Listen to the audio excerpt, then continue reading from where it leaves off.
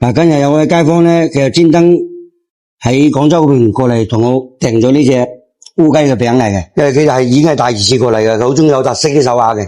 嗱，依家我同佢要貨出嚟，呢隻冰烏雞咧，我就已經壓咗出嚟啦，按照過量呢個圈口54，仲差少少要擴大少少。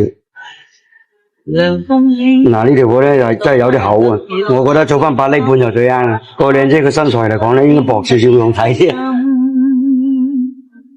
好啦，8厘7，薄咗少少個透手感都唔同啲嘅。今生記掛那一天景象。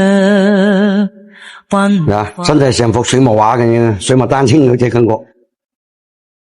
隨風輕輕吹到你步進了我的心，在一息間改變。嗱，而家成條毛胚咧就已經成咗型噶啦。嗱，我哋過嚟睇到嗰種感覺就真係好有意境感嗰隻。我哋一陣間過完沙嗰啲種水開始慢慢出嚟嘅。嗱，呢個最適合噶啦，呢個厚度。風雨沉。嗱，內圈嘅沙過晒啦，整翻內圈先。吹呀吹，真係好有意境感嗰隻嚟嘅。一陣間講完你就知嘅啦。眼眸裏亮晶的眼淚，吹呀吹，讓到咗呢個種咧，停一邊就得嘅啦。嗱，你條靚嘢出咗嚟啦。多謝。我同你出去睇下自然光先。